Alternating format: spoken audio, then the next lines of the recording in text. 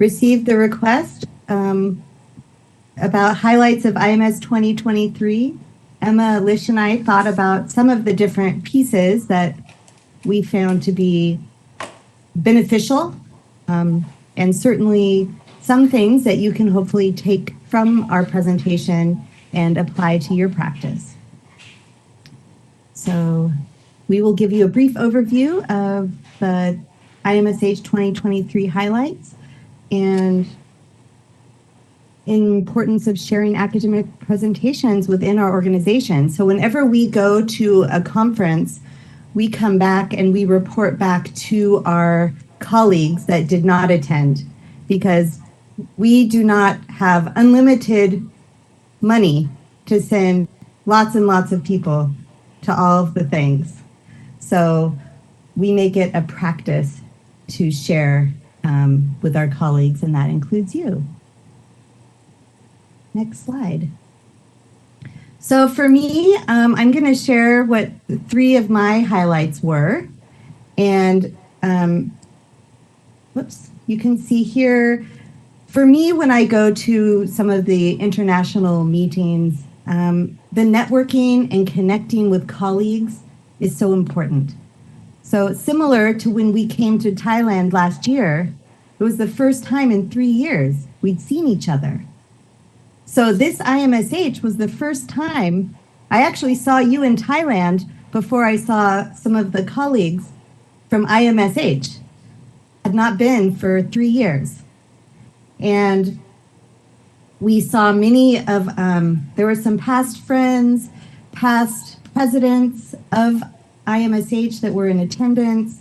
On the bottom right-hand corner between Lish and I is an individual, Trinell Krosky, who used to work on our team as an admin coordinator, project coordinator, operations manager, and he is now actually the education director for SSH. So it was great to see him and see his professional development over the last 10 years. Next slide. One of the things that I attended was a research summit. So before the IMSH meeting, so that stands for the International Meeting for Simulation in Healthcare. And beforehand, there was a research summit for 2 days. So I worked with a larger collaborative team of 300 participants looking at key research topics in simulation. I ended up being assigned to a work group. You can see me there working. And the work group is looking at diversity, equity, and inclusion and distance learning. So we are currently working on a survey that will go out to IMSH membership. So likely someone on your team will receive the survey. It's meant to be a global survey. Again, during this research summit, I met with colleagues I hadn't seen for many years, and it's really nice to reconnect. One colleague here, a couple of colleagues were from Saudi Arabia, another individual is from Singapore, heading back to Australia, and it's a really amazing global connection. I attended a presentation on health disparities and that are represented in simulation, and the question of what is missing in simulation in terms of looking towards health disparities. And some of the key publishers and authors and researchers in this field presented. So I went to that panel, and it was extremely insightful. They really are putting out a call to action, really asking other people to look at doing this work as well to address health disparities globally. I think next slide. There were a couple of great keynote speakers. So their names are here, Joel Moule and Ryan Leake. You can easily find them through a Google search and hear more about what their topics are. Joe Moule really talked about employality and how to keep employees loyal to your organization. And he had a lot of really interesting insights and was very inspirational. Ryan Leake, yeah, another just phenomenal speaker. They do a lot of inspirational kind of talks about how to reframe your thinking around the work that you're doing. He has a book, I believe, or a website called Chasing Failure. And he talks about how even when we fail at something, we're still learning. And sometimes that's where the best learning is happening. Yeah, so there were some really great takeaways. So I would encourage you to explore these, just a couple of great speakers. Next slide. This past year and leading up to IMSH, my colleague Elena Ahn and I presented some work on career pathways and professional development opportunities. This was a pre-recorded presentation that was part of the IMSH conference. So they did some people attended virtual only, and they watched pre-recorded and live presentations, and others were all in person. So many large conferences offering hybrid opportunities to participate.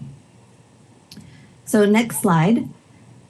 The pathway overview, you can see here, these are the topics we talked about, and I'm happy at a future meeting or in person in October to expand on any of these pieces. These are really the highlights. So we talked about the overview of organizations, conferences, publication opportunities. We looked at the standards of best practice and certification blueprints. And again, more of our professional development philosophy within our team and our department. And then looking at opportunities for abstract submissions, posters, presentations, publications, research, and funding. So those were some topics I also spoke with all of you about last year in Thailand, but happy to continue to have that conversation if this feels like it would be helpful. Next slide. Just a fun collage of images. We all like to take photos together, don't we? When we are doing our professional development and work.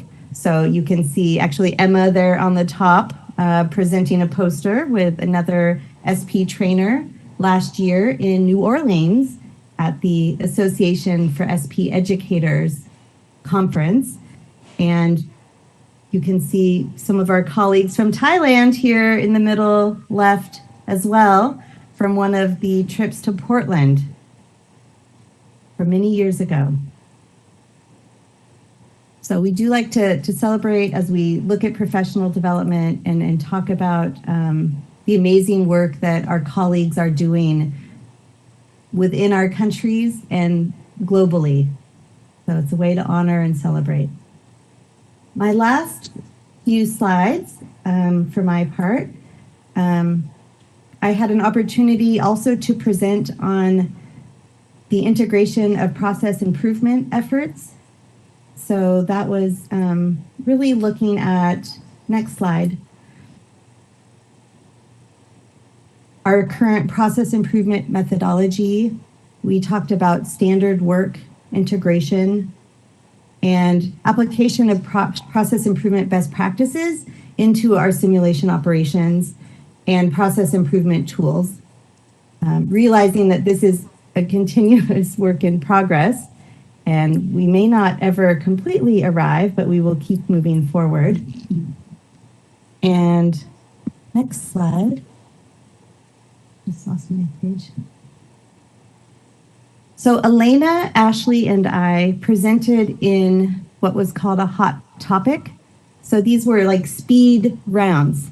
There were, I believe, you can see the topics on the left. There were 16 different tables in one large room, and every 20 minutes, people moved. So we had speed dating, learning about simulation operations. So we had a chance to really share some of the tools that we have used within our simulation program and share those with other people who were attending from various parts of the country. Next slide. So process improvement is about the process, not about the destination. So that was kind of our takeaway with that particular presentation. So again, to summarize, next slide, my top 3 key highlights from IMSH 2023, very quickly. We're participating in the Research Summit and collaborating with international professionals. The keynote speakers that were phenomenal. And last was presenting via a pre-recorded platform with Elena, and also presenting the hot topic with Elena and Ashley in person at the meeting, which was in Orlando, Florida this past year. So thank you, and I believe the baton is now going to Emma. Are you next? Yeah. Okay, great. All right. Thank you, Jessica, so much for that. I'm going to talk about 3 of the workshops that I attended. They're more kind of methods or SP methodology based, because that's kind of more of my interest. But these were the 3 that I thought were fairly interesting. The first was Matthew Cherninsky. He is the head of the Dartmouth-Hitchcock Medical Center in New Hampshire. He was also just a IMSH fellow this year or last year. So it was very exciting to see his work. The 3 objectives of his course were exploring the role of objectives as they relate to the implementation, specificity, related to choice of modality, specifically related to choice of modality and fidelity. So how does objectives relate to when you're designing a simulation? How do you then choose modality and fidelity? Learning objective 2 was about comparing and contrasting elements of the objective cascade. I think everyone here has seen cases that end up having 10, 15 objectives or hidden objectives inside of what looked to be kind of straightforward objectives. And 3 was connecting objectives and learning experience to modality and fidelity in the implementation planning. This work is always really interesting to me because it's often not where we start with sim, but it often is where we end up if we haven't done this work beforehand. And talking to educators and faculty about, hey, have you thought about why you want to do something in sim, or how you're going to do it in sim? How does it relate back to the objectives? How do you separate out modality versus fidelity?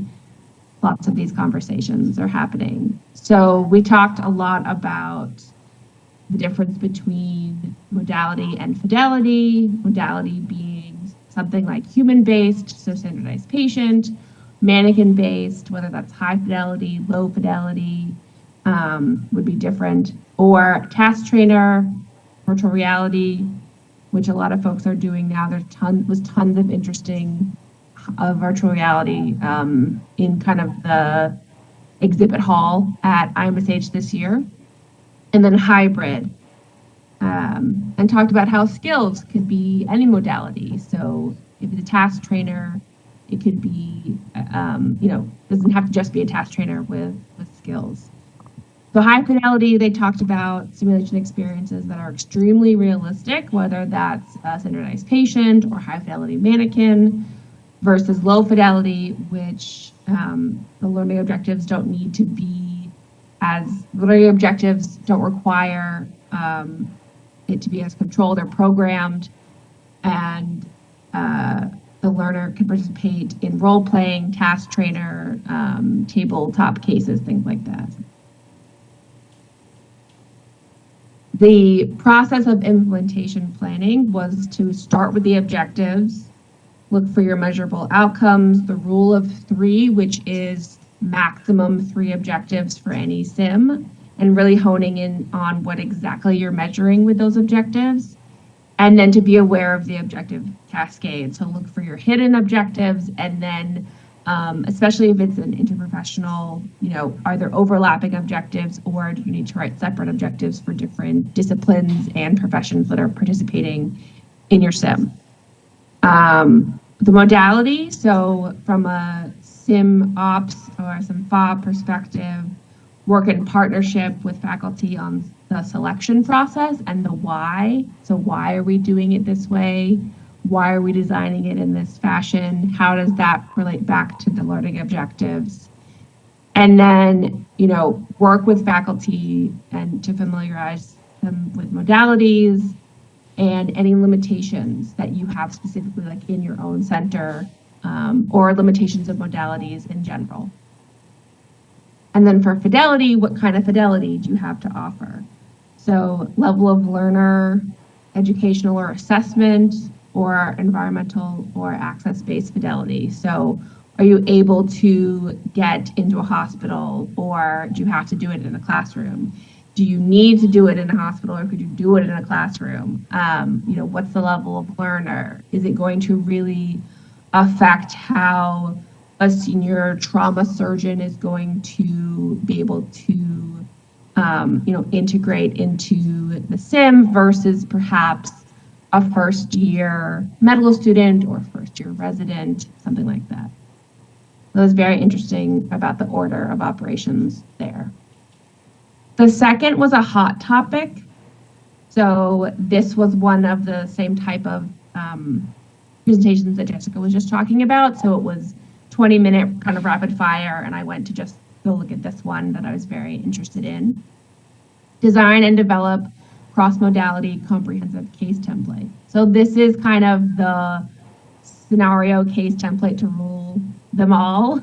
This is the, whatever modality you're working in, whoever your learners are, this would have all those components. And for OHSU, as a sim center, we struggle to make just like one document that works for all of our needs.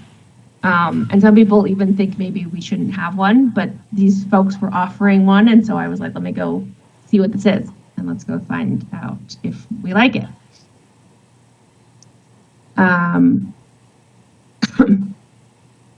This has motion in it. The learning objectives for this were to define the challenges in providing a high quality standard design, which we have experienced as a sim center. We already know that there were issues.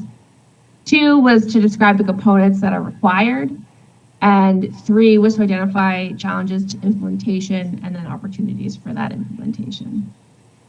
This is the front page of this group's template. And I actually have a copy of it that I was going to pass on after this presentation to y'all. I have a full copy. But basically, they just made like a 20-page document that you could fill out. So it is comprehensive, but it's comprehensive because it's super long. So it may not be user-friendly. But it was interesting to see kind of how that they did it. This is kind of more of it. So it has room set up, and do we need mannequins, additional equipment or supplies, task trainers, event logistics. So there's tons of information in here. But I think if you gave it to a newbie in sim, a new sim FA, or a new faculty who hadn't seen a sim before, I think it would be really, but we're welcome to share it because there were pieces and parts of it that I really liked. one of the things I really liked about it, whether you use this for mannequin-based SP task trainer, was this photo, and maybe you would have the back of the person as well. But it kind of helped to describe, where exactly things were for this particular scenario in a way that someone who wasn't super clinical could understand where we're talking about. So for an SP, I think about that, or for a SimOp who doesn't have a clinical background, which is common where we are. The last one was also a hot topic, was faculty development, accelerated theory to results in one day. That seemed very impressive to me, so I wanted to find out more about that. So learning objectives for this was to explain the challenges associated with a generic simulation faculty development course based in theory with limited practice. So they had initially put on a lot of theory-based education and not a lot of practice for their faculty, which didn't work for them. The second learning objectives were how to have a live theoretical course that can be transitioned to a practical workshop that was asynchronous. So that was both online and then in person. They're able to take care of a lot of the theory online, and they didn't need to be organized and all meet at the same time for that. And then to do the practical part that they were really missing in person and have that be worthwhile. So the course transformation used to be a 4-hour theoretical workshop in person, which didn't have the impact that they wanted, and there was no simulating the simulation. And so they did a needs assessment and decided that they needed more hands-on.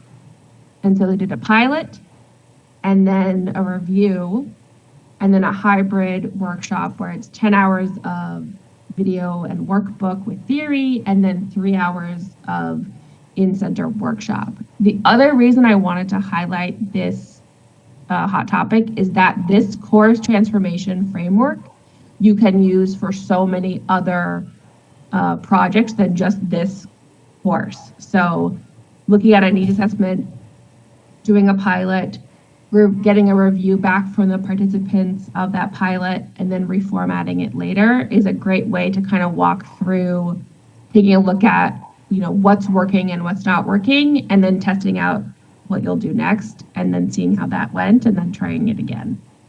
They were in their third iteration of this, and initially it was a COVID driven project, but now they're keeping it this way, and they're not going back to the 4-hour in-person didactic presentations.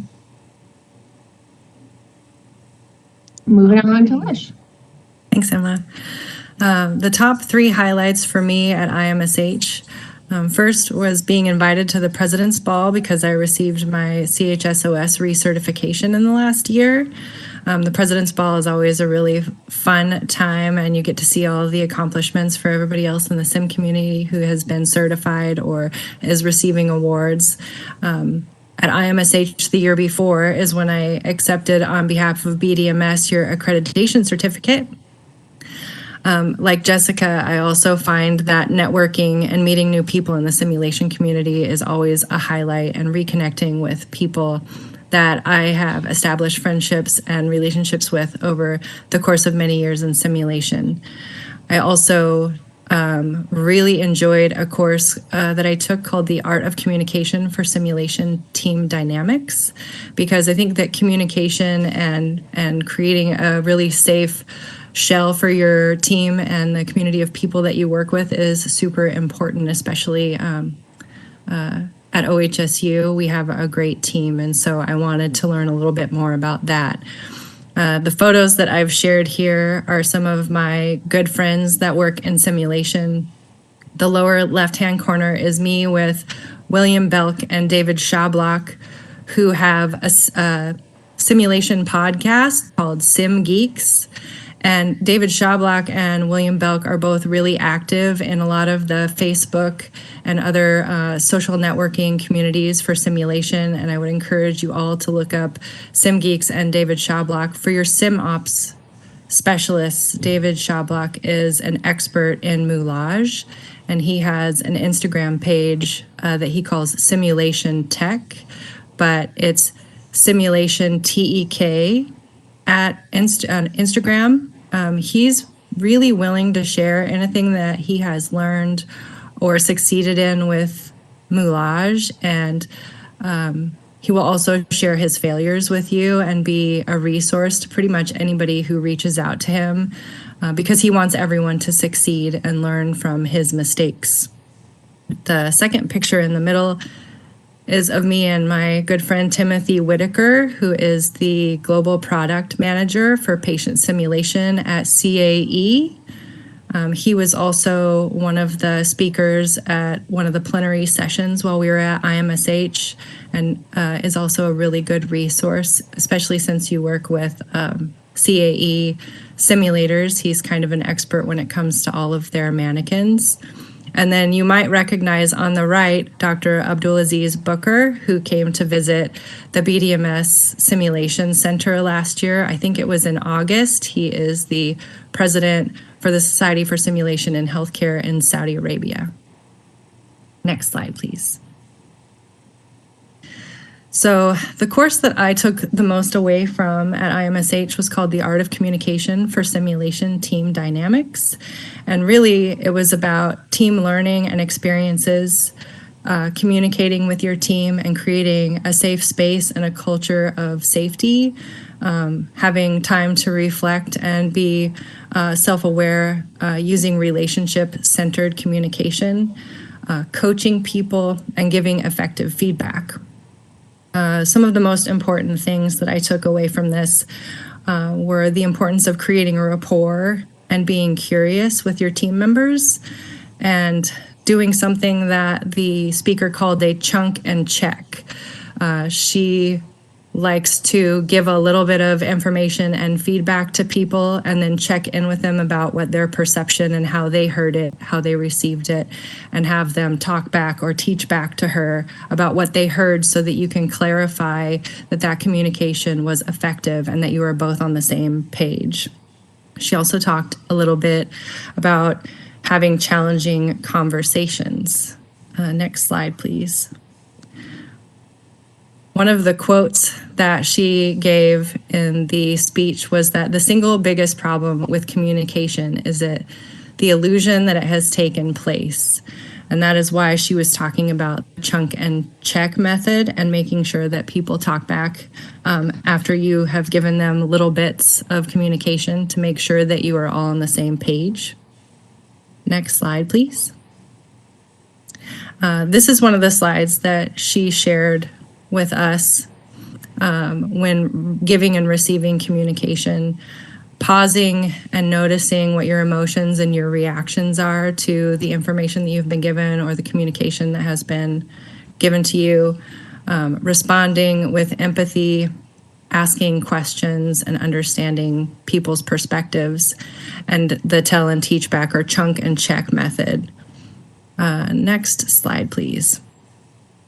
I have a handout that I'm going to share with you after the meeting is over that has some really important little pieces of what she shared, and I think it will be beneficial to you. But my biggest takeaway that I think I mentioned a little bit earlier was that what you think you have communicated to someone may not always align with how it was received or how they understand it. So perspectives on communication may be very different, and people's experience and making sure that your team has a safe space or a culture of safety is really important when you're working with large teams, and especially people who are in different levels of what might seem like a hierarchy in your organization.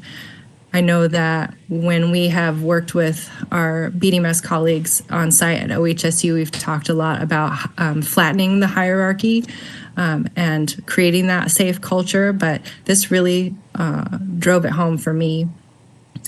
She also indicated that one of the biggest challenges with communication that makes things challenging is emotions, because we all have emotions, and sometimes if your perspective is different than the person who intended the communication to land one way, can be very, difficult to process, I guess. She also talked about trying to use the word "and" instead of "but," because "but" makes it seem like there is a problem instead of a way to move forward or a path forward. So giving someone feedback like, "You did very well, but you made some mistakes," might seem a little bit more harsh or be perceived in a manner that's a little bit not as constructive as "you did very well, and this was a good opportunity to make mistakes and learn from them." When I share the handout, hopefully that will be a little bit more clear and give you guys some tools to work with, to share with your own team. Also, my final highlight, the one thing that I saw at the vendor showcase that I thought would be super helpful to BDMS was this booth from a company called Medic FX. They are based in New Zealand, and I'm not sure if they ship to Thailand or not, but it's worth checking out, because I know when we were there last year in December that your SimOps specialists that were relatively new had not had an opportunity to learn how to do a lot of moulage and maybe didn't have the right tools available in Thailand to create the wounds that you might need for your simulations. And this company creates a lot of stick-on wounds that are made of silicone and are reusable, that you can put on your mannequins or your standardized patients very quickly. It's very fast. You don't need a lot of supplies or things to create these injuries. And they have, I think, 3 different skin tones that they offer them in, so they could match your standardized patients or your mannequins. And they would be things that you could save and utilize at later dates.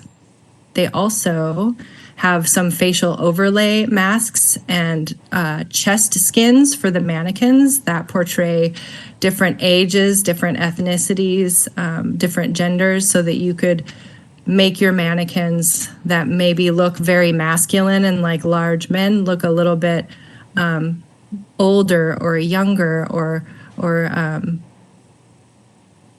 I think that they had chest skins that had breasts and maybe geriatric chest skins, so that you could make them look a little bit older. And I thought that if you could get these in Thailand, it might be something that was super helpful to your team. And I think that's all I had for my highlights.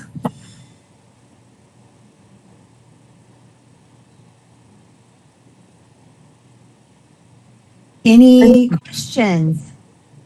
Thank you. Ajahn Prasad, any question from you? Yeah, I would like to ask Dr. Pakon and Dr. Noradet and our SIMFA any question. I think it's very good to learn by your very detailed and summarized for us. It's very important for our continuing learning from the expert. I will ask Khun Mai, our manager, to check for the wound in New Zealand. Should we check the price first? Yes, I also have their catalog. I can't remember if it includes prices. It might be a little bit different for shipping to a different country, but in addition to the Art of Communication handout I mentioned, we will also send you the Medic FX catalog with all their options. Okay, thank you very much, Liz.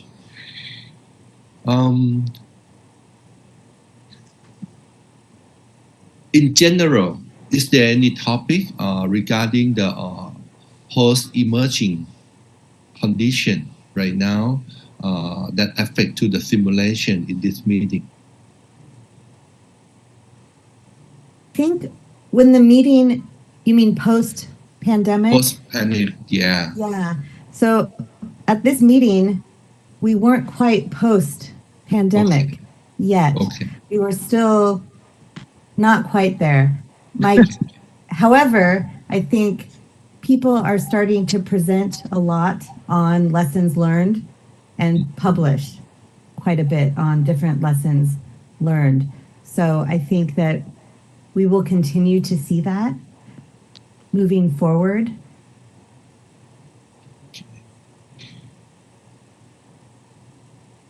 Any The good news question also from, is- Thai team? Okay. Sorry.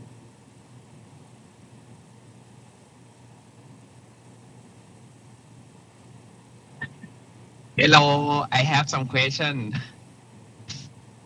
Yeah, do you? You are not driving, right? Oh yeah, you Pakon? talk and ask, right? I would like to ask, because now the artificial intelligence is have a role in our lives. Did you have any session in the AI in the simulation in IMSH for improve the simulation innovation, something like that? AI.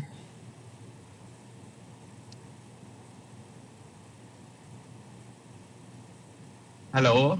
Yeah, I think that the AI had the larger, kind of more accessible had come out after this piece.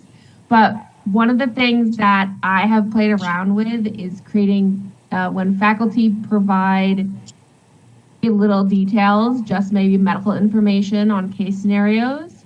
We have the standardized patient team has played around a little bit with creating longer scenarios based off of those medical details with some of the AI tools, but we're in the very beginning process and we haven't seen any large scale implementation of it. But I do expect that companies that are working in virtual reality will probably be the early adopters of those pieces. So we would look to the companies first, I would think. And I wouldn't be surprised if we saw something at the next IMSH that relates to that piece.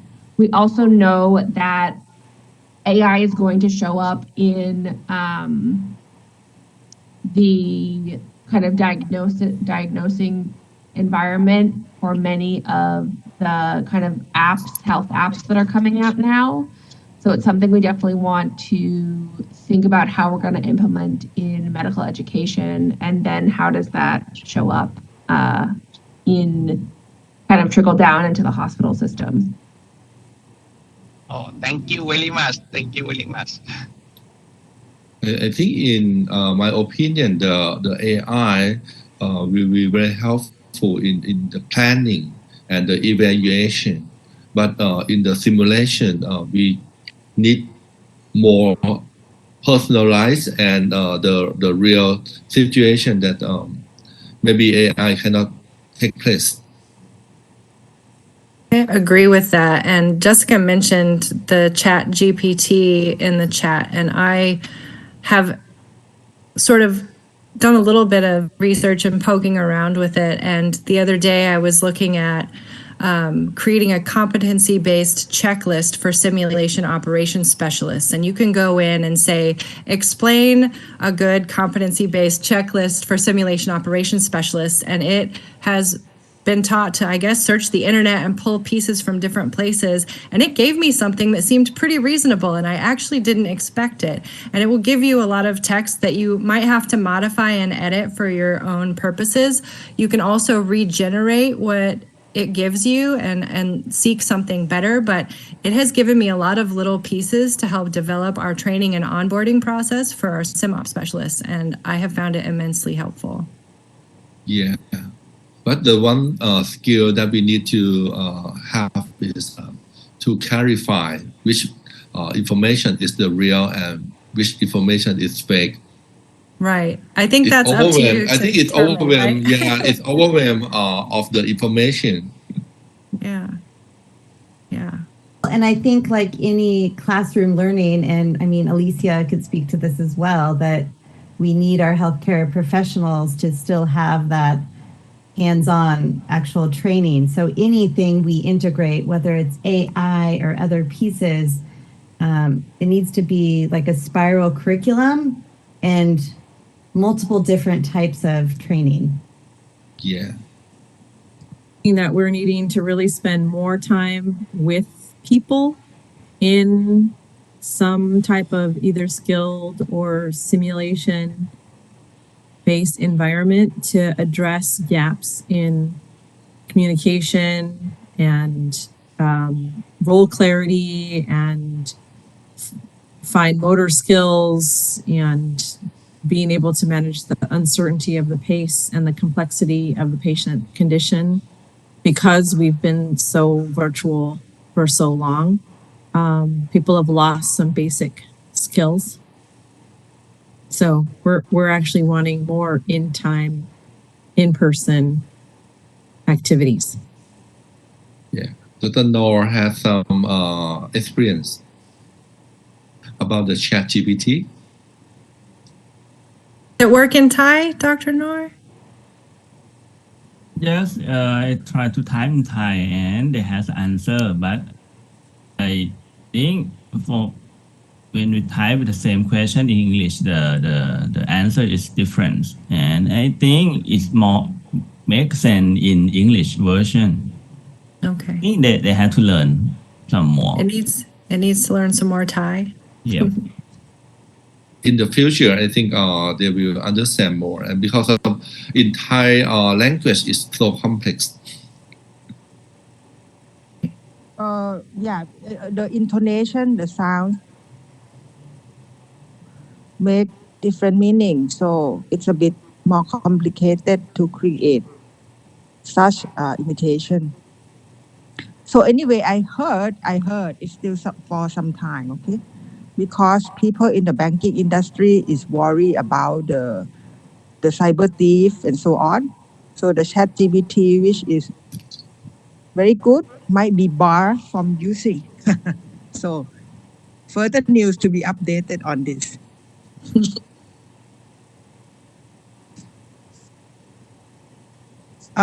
Any other question from roundtable for the IMSH update? Besides the AI, have you seen, this is for myself, any other disruptive technology used or discussed a lot that is going to be your future trend in SIM?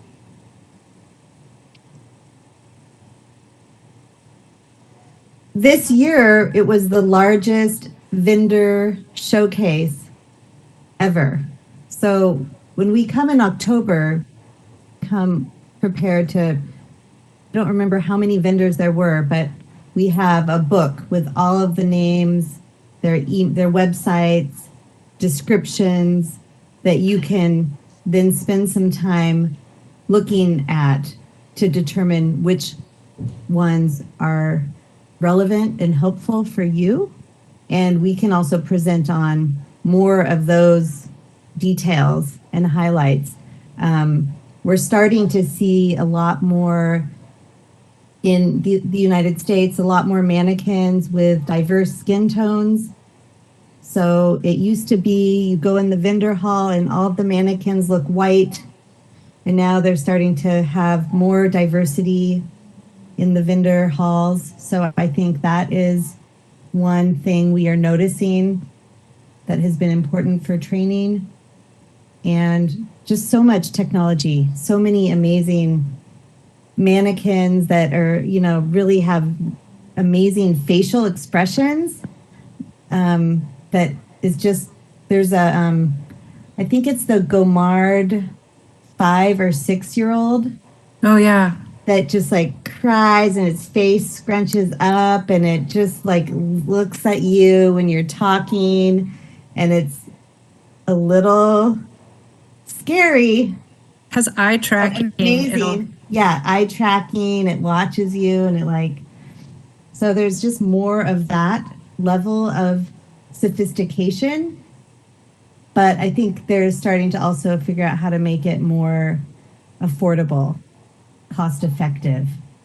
The new adult HAL from Gomard also has some pretty amazing features. We would like to order one, but maybe after it's been out for a year or two and the bugs might have been worked out, but it has the ability, it has responses. If you say, "Hi, Hal, how are you feeling today?" It can give you a number of different responses. If you grab his hand, he will shake your hand.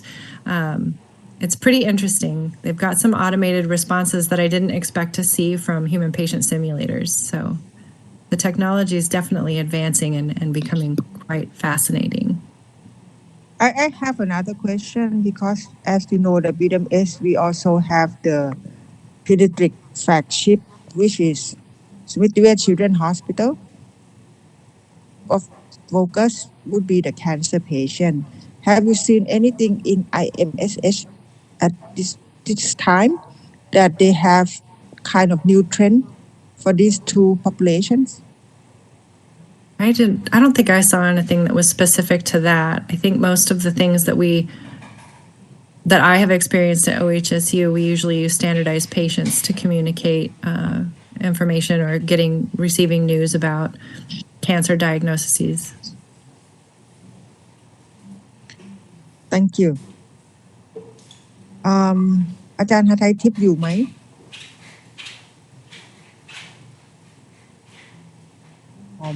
อยู่ค่ะอาจารย์แต่พอดีหนูติดจะรับเคสอยู่อะค่ะก็เลยไม่สะดวกเปิดมองโอเคไม่เป็นไรมีอะไรจะถามเพิ่มของพีเดติกไหมเพราะว่ากำลังสร้างโรงพยาบาลอยู่ ยังค่ะอาจารย์เดี๋ยวตอนนี้ยังไม่มีค่ะพอดียังไม่ได้แบบมีห้องทำซิมูเลชันแต่ว่าจะเอาห้องคนไข้มาปรับปรุงเฉยๆค่ะเดี๋ยวค่อยถามครั้งหน้าก็ได้ค่ะอาจารย์ขอบคุณค่ะ Okay, I just asked Dr. Hathaitip, our pediatric colleague, if she has any further question at this point, and he said no, not yet. Anyone else we still have time? Someone haven't talked yet. Question because my hospital does we will build a new.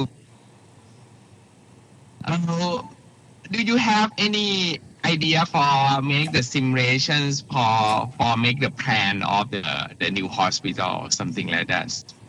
Because I have ever seen some hospital have make the sim before test the system before build the building, something like that. Can you sharing for this?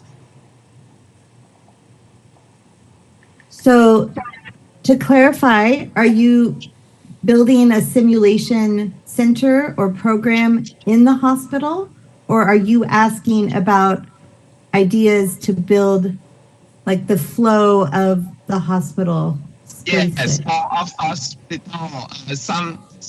For example, they mock the room and the operation first, like a sim, and then they will take to the building, the new building. They make the mock first, and then you make the mock to trace the system first. I'm not sure this is how we need this first to make the new building. We have done that personally, but there is expertise at OHSU that has definitely done some simulations before opening the new building. I don't know how much simulation was done before building the building itself. And we could ask to see if we have other expertise within OHSU who could answer that question.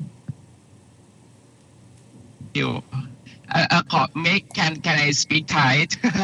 อาจารย์คือผมเคยไปเห็นบางโรงพยาบาลเนี่ยเขาจะสร้างแบบม็อกมาก่อนว่าฟลอร์นี้เป็นยังไงแล้วก็เทสว่าแบบมันใช้ได้ดีหรือเปล่าอะไรเงี้ยผมก็เลยไม่รู้ว่าแบบเขามีไอเดียอะไรประมาณเกี่ยวกับโรงพยาบาลใหม่อะไรเงี้ยป่ะอาจารย์ครับก็คืออยากเห็นอันนี้ใช่ไหมแต่ว่าพี่ว่า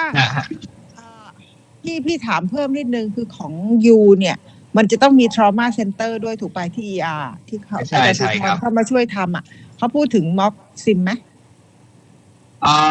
ก็มีบ้างครับเขาให้ซ้อมแบบทุกกี่เดือนทุกควอเตอร์อะไรเงี้ยครับมีครับไม่พี่พูดถึง for plan ที่จะ อ๋อ ที่ for จะ plan สำหรับ ทำก่อนที่จะสร้าง อ๋อยังไม่มีครับอาจารย์ยังไม่ได้มีตรงนั้นครับ โอเคงั้นเดี๋ยวพี่ขอแปลนะโอเค ครับ Jessica just to share with you more what he chatted with us in Thai is that he have seen some hospital when they create a 3D for three-dimensional floor plan for each of the floor. And then they kind of like do the simulation to test out whether that floor plan, the workflow and everything operationally, it will be working. So that kind of thing is something that perhaps might give you guys. Yeah. I am familiar with a group at OHSU that has done that.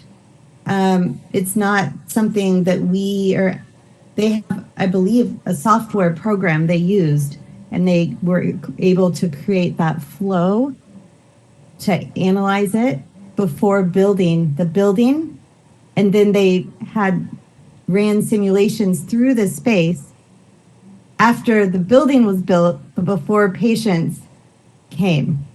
So it was kind of a 3-phase piece. I don't know. We can ask Dr. Gold. He maybe has had experience with that as well. And Alicia, I don't know if you've been involved with any of those, but I know there's groups that do that work at OHSU. Anyway, I mean, appreciate if you can check for us, but if it is very hard to obtain, we don't worry about it as well. Okay. I mean, I'm going to look into I need to remember his name. There's a person at OHSU I talked to about this that does that work. So I'll see how my memory works out. Jessica, I will also look at USIS did this. Okay. So military, which makes sense. They have a little bit more resources than we do. Yeah. But USIS Sim Center did this for, I want to say it's been like 10 years, but let me see what I can find from Lou. Oh, perfect. He was there when they did it. They did a mock-up of their whole med surge center before they built a new one. Oh, that's great. Okay. We will Okay. do our homework. It sounds like you gave us homework, Dr. Wanapa. Oh, no homework, no homework. Kidding. It's hospital work. So anyway, one last question, you guys, before we finish. Anyone else who doesn't speak out? พยาไทยยังไม่ได้ยิน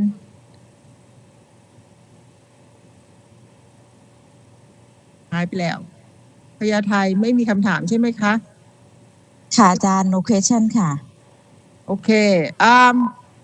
Anyway, I think I asked a round table already, but no further questions, so we can finish 3 minutes earlier. Thank you very much, everyone. Always new learning. Thank you very much. And our next video call are gonna be next month on Tuesday, 27. Yeah, same time. Okay. And we will prepare the next topic for the next conference.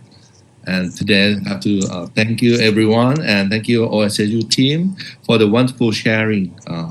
Hopefully we'll have the chance to join the meeting next year with Okay. the budget from Dr. Wanapa. Okay, sure. Happy to. So see you guys in October as well, okay? I think our names confirmed. Send us the air ticket as soon as you have them available so we can start the visit agenda planning. Thank you. Thank you.